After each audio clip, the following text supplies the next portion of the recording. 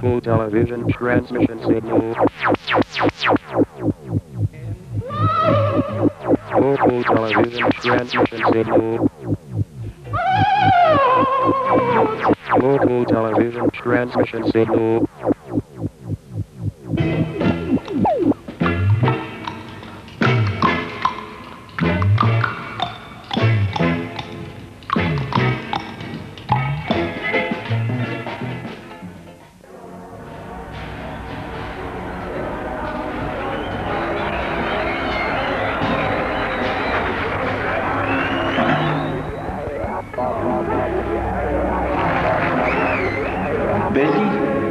Vældig velkommen til Vesterbro Lokal TV Bio. Goddag og velkommen alle sammen. Musik er en rækkefølge af toner, ordnet efter bestemte matematiske love. Musikken har et tidsmæssigt forløb, og dens lovbundethed klarlægges gennem formelementerne rytme, melodi, harmoni, lydstyrke, tempo, klangfarve og tonehøjde. Musikkens form udarbejdes gennem gentagelser, indbyrdes forbindelser, ubrudt videreføring eller ved sammenstillinger af enten beslægtede eller kontrasterende elementer. Musikken varierer efter tidsalder og steder. Bemærk det. Dette ytrer sig for eksempel gennem begrænsede toneområder ved udvælgelse som følge af instrumenters tekniske egenskaber, samt i formale ændringer. Vesterlandsk musik udviklede sig fra tidlig middelalder med gregoriansk kirkesang som udgangspunkt. Den kristne middelalder inddelte musikken i musica mundura, musica humana og musica instrumentalis. Herfra og til vor tids adskillelse mellem kirkelig, seriøs og underholdende musik har anskuelserne om musik varieret og undergået mangfoldige ændringer. Vokalpolyfonien udviklede sig indtil ca. 1600 og afløstes derefter af det moderne princip, operaen. Og operaen er dagens tema.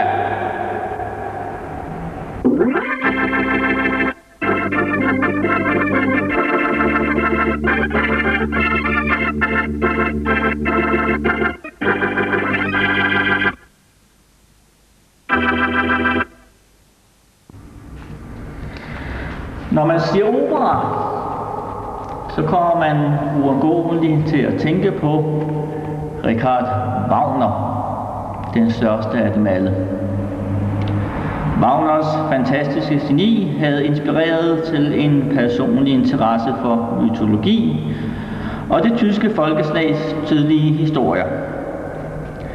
Den overvældende Nibelungen-ring, et majestætisk tema, omfattende 4 operaer i rækkefølge, havde fået den unge Hitler til at gløde af stolthed over sine germanske forfædre og det ariske blod i sine år. Ringen inspireret af Nibelungenlied, en saga skrevet af en ukendt digter i slutningen af det 12. århundrede, havde Richard Wagner været 25 år om at fuldende. Det var disse dramatiserede myter, skabt for at vække det tyske folk, der siden blev selve essensen i den nazistiske propaganda, der bar Hitler mod magten. Den sidste opera i ringen, Götterdämmerung, er dramaet af, hvordan grådighed efter guld sender selve Valhalla ud i glemsel i ødelæggelsens flamme efter den frygtelig hårrejsende kamp mellem guder og mennesker. Richard Wagner, der var en kunstner af overvældende talent og næsten mikroløs fantasi, forsøgte at forene Shakespeares vers med Beethovens musik. Han så sig selv som en profet hvis skæbne det var at vække tyskerne, så deres forfædres storhed og deres egen races overlegenhed. Han sammenlignede grådigheden efter guld i Götterdammen med den moderne kapitalismes tragedie og den jødiske overånd, som man hævdede troede med at ødelægge det tyske folk.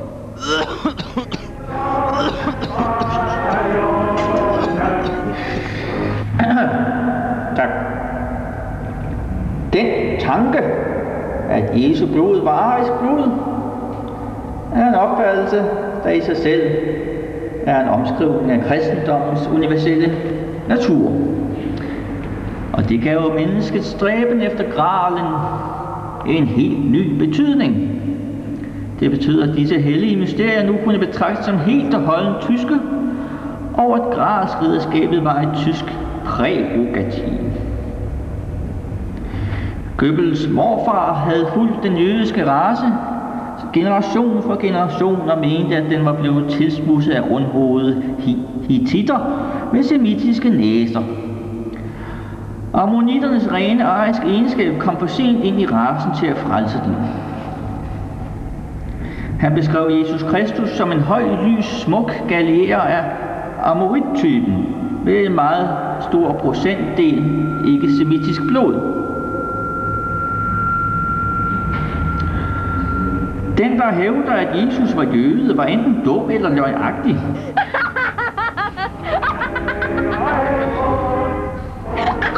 Jesus var ikke jøde, han var arier, og ifølge Goebbels morfar havde kun de bedste elementer af indoarisk blod, især teutonerne, den nødvendige kraft i at forstå og virkeliggøre Kristi budskab. Absolut ikke jøderne, der var blevet en negativ og tarvelig race, og heller ikke den kaotiske blanding af lavere racer omkring Middelhavet. Kristi blod blev udelukkende udgødt fra det ariske folk. Denne mærkværdige partiske opfattelse af kristendom udelukkende for arier var ikke ny. Goebbels morfar gengav kun med større øvelse og dristigere udtryk sin elskede Richard Wagners racelære. De havde mødt hinanden første gang i 1882,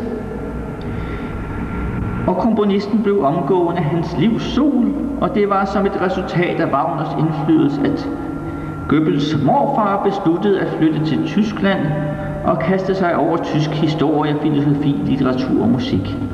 Det var også Wagner, som første henledte hans opmærksomhed på det hellige spyd, som inspirerede den største af Wagner-operaerne, Parsifal.